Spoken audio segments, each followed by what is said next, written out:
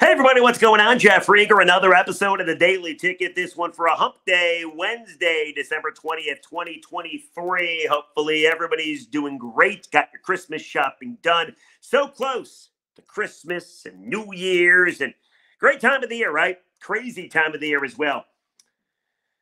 Hopefully everybody's enjoying themselves. While I have you here, if you'd be so kind, please rate and review and follow the Daily Ticket.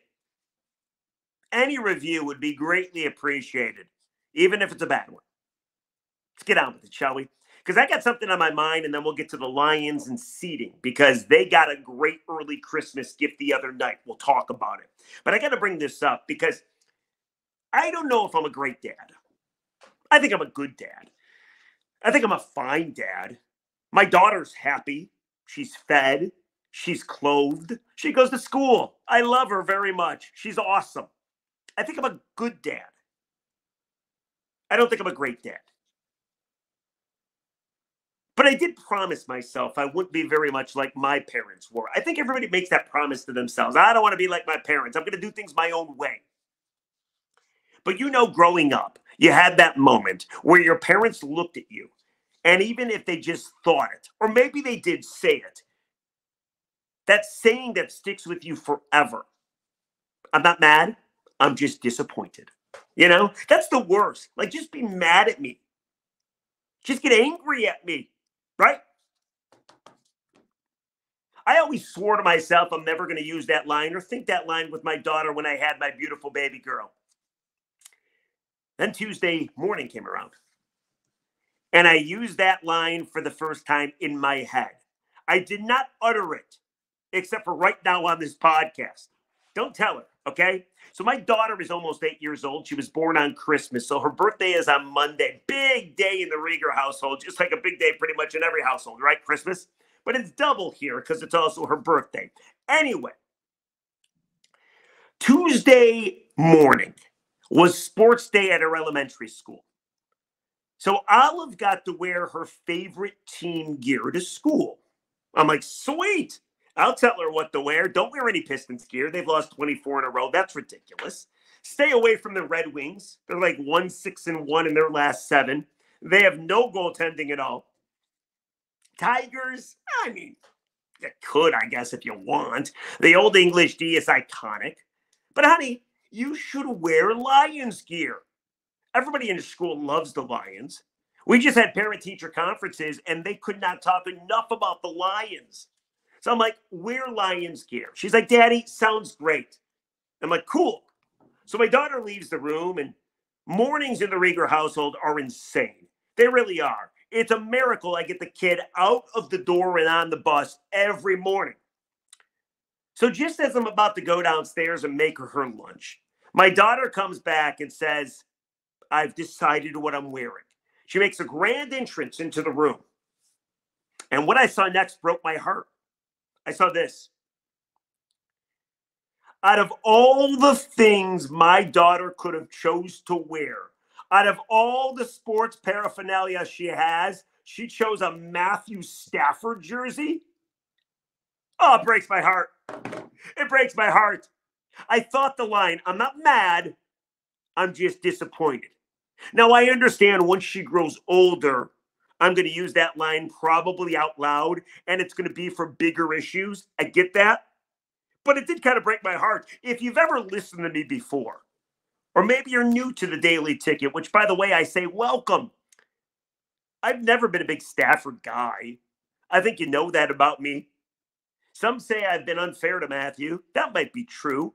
I never liked the fact that Matthew Stafford made $250 million, never won anything in Detroit. He got so many defenders. Everything had to be perfect around him. It drove me nuts. And then he proved me wrong, which drove me even more nuts. I hate watched Matthew Stafford a couple years ago in the playoffs, hoping like hell he would lose. But of course, he ended up winning the Super Bowl. So I got no leg to stand on. But in my house, out of all the Lions gear my daughter has, she's choosing Matthew Stafford's Detroit Lion jersey. And look at her pose, by the way. Look how happy she is. She's trolling me. Look. Like that. She's trolling me. All the people that call me a troll, which I'm not quite sure that I am. We don't live under a bridge. We live in a house. But all the people that have called me a troll, is that how it feels? Maybe it must. So yes, I thought it for the first time. I'm not mad. I'm just disappointed. And if you think it's a silly thing to be disappointed over, I admit you're right. But it still hits home the same way. So thank you for letting me tell you that story. I appreciate it. Let's go on with the show, shall we? Because I think we got happier things to talk about. So we should talk about another guy. I have another picture for you. Because this guy stunk as a Detroit Lions head coach. But man, did he do the Lions some favors on Monday Night Football in the Emerald City. Remember that guy? Matt Patricia. He's got the old Ticonderoga #2. Still right there. Dude carries around a laminate and a pencil for some reason.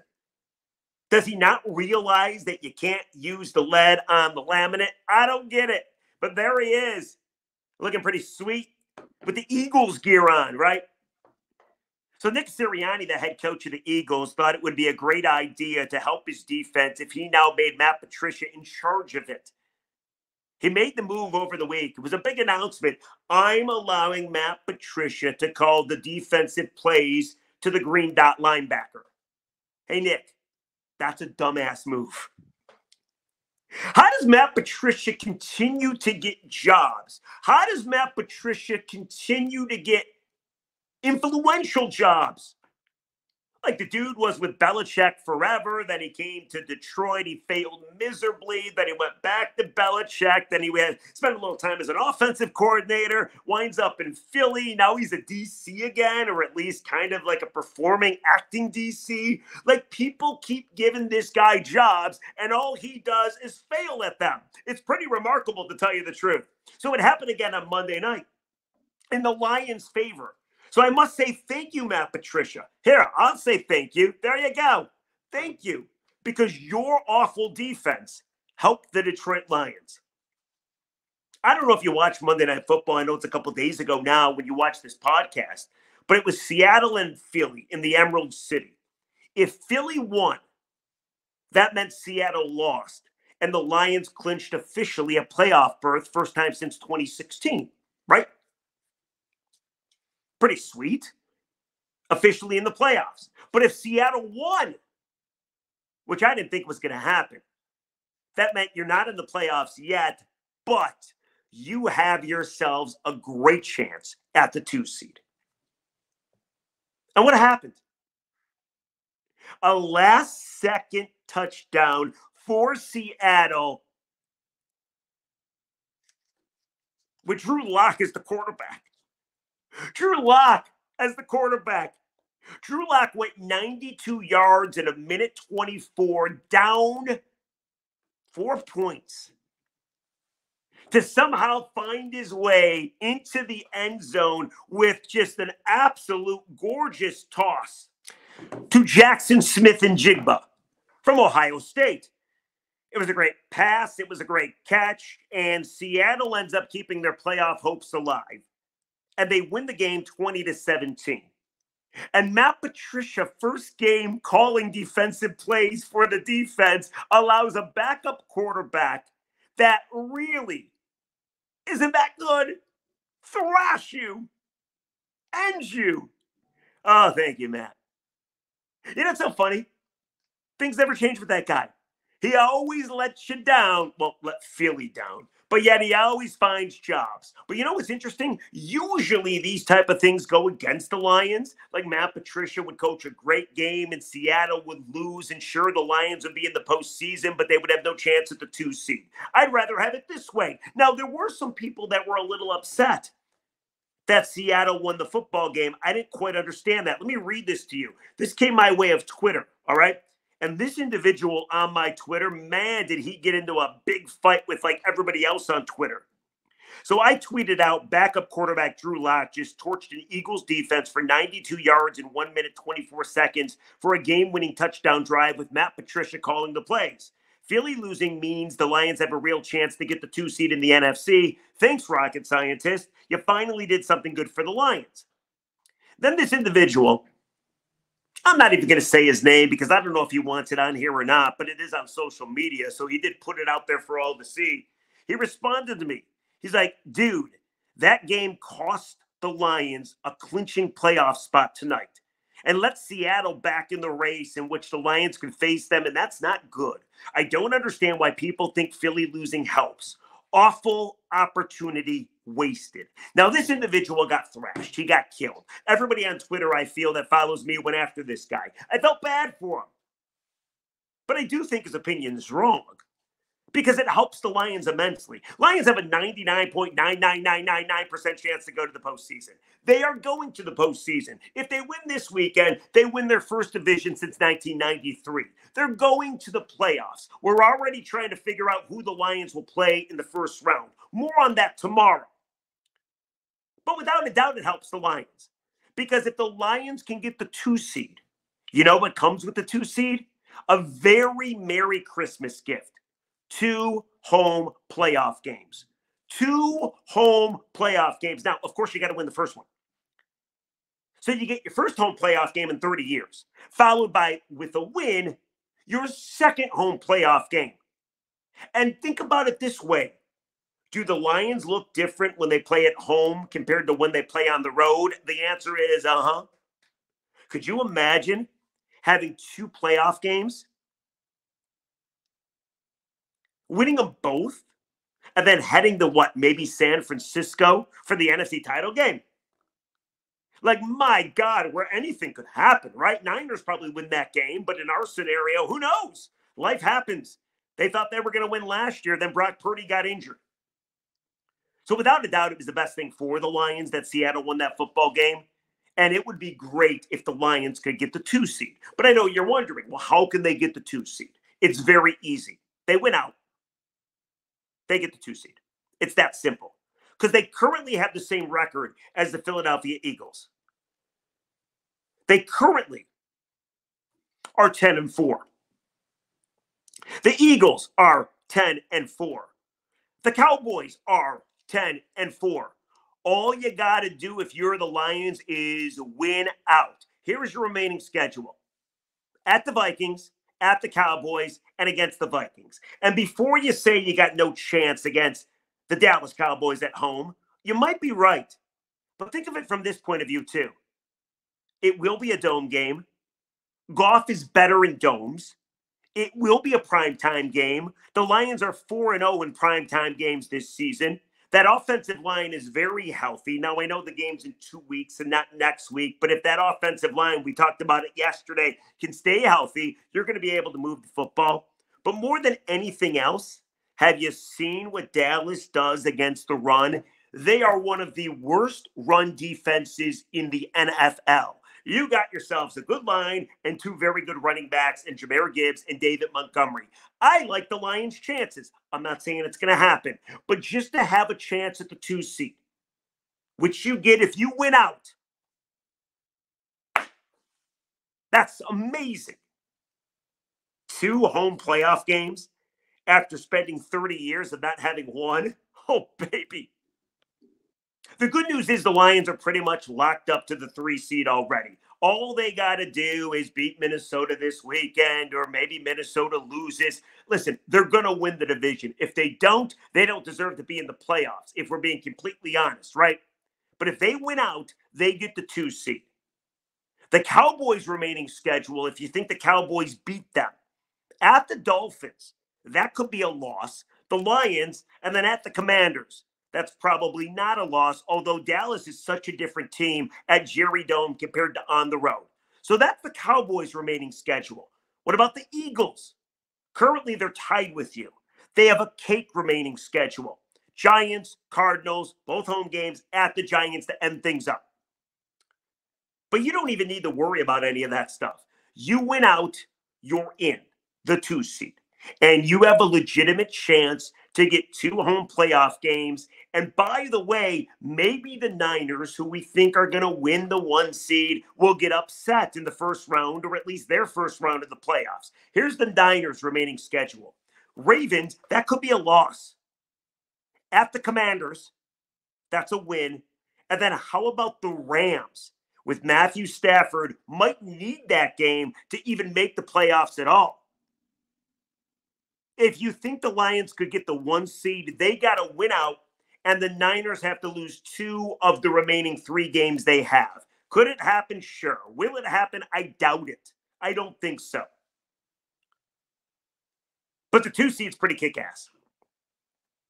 And if the Lions can play like they played on Saturday night, and I know going to Minnesota is not going to be easy to win that division. Minnesota is going to be a desperate, hungry, rabid team. I know going to Dallas is not going to be easy. And if for some reason or another things are still up in the air, the final game of the season, then you know what? They got yourself some problems. If the Lions go 0-2 in their next 2 games. But overall, you could ask for a better spot. Considering how things have played out all season long, you could not ask for a better situation. You control your own destiny, not just to win your first division in 30 years, something Dan Campbell is all focused on, but also to get that 2 seed. And if you get that 2 seed, we are now legitimately looking at a deep run for the Detroit Lions. I would pick the Lions to win any game at home, no matter who they're playing.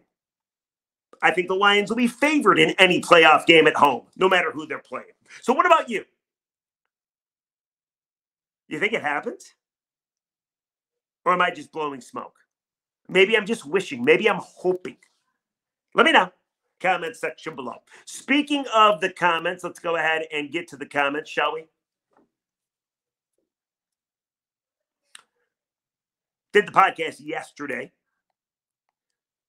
It was all about the best thing about the Detroit Lions and why they're a legitimate team. And we told you, the reason they're a legitimate team is because of that offensive line. Here's what people had to say. Comment section. I don't know another name. Said, Jeff, this daily is awesome. I love the raw flow and delivery of the info. To the topic, yes, I believe the strength of the team is the O-line. Stating the obvious really doesn't take key contributions from the entire team to make it all work. It's fun to predict wins and losses, whether a draft pick will work out, etc. At the end of the day, no one really knows. I'm just enjoying this ride. Go Lions. I would agree with you. But how about this one? This one is very negative. Like, very negative. Like, in yesterday's podcast, you met my dog. She's been on the podcast before. I proved to you that it's impossible for her to bark without leaving her feet. Like, without her paws leaving the ground. If she was here right now, I would get her to bark for you. But she's in the other room probably sleeping. I'm surprised I haven't woke her up yet. But anyway, somebody had the audacity. I don't care if you rip on me. Rip on me all you want. Somebody had the audacity to rip on Bouncy, my dog. This one is from Philip6426. Rieger, control that damn dog. Show that dog who's boss. Throw it outside while you do your podcast. No. She's 12 and a half, man. I don't know how much longer she's going to be around. She's taking some liver pills. She's got some bad teeth. Got a bad back hip. No, I'm not throwing her outside. Cherishing this time with Bouncy. How dare you rip on Bouncy? You. Not cool, bro. Not cool. Anyway, that is the daily ticket. What do you think? Are you as geeked as I am that the Lions could get the 2 seed? I really think it's going to happen. I do. I think the Lions win out. I think they go to Dallas and beat the Cowboys, which I know a lot of people think is the most ridiculous thing they've ever heard. So let me know what you think. We'll catch you tomorrow on the Daily Ticket. And by the way, I've reached out to both Stoney and Wojo in hopes that they'll do a little trivia against each other. So I'll let you know how that goes. I haven't heard back yet. We'll catch you tomorrow on a Thursday. Have a great Wednesday, everybody. Goodbye.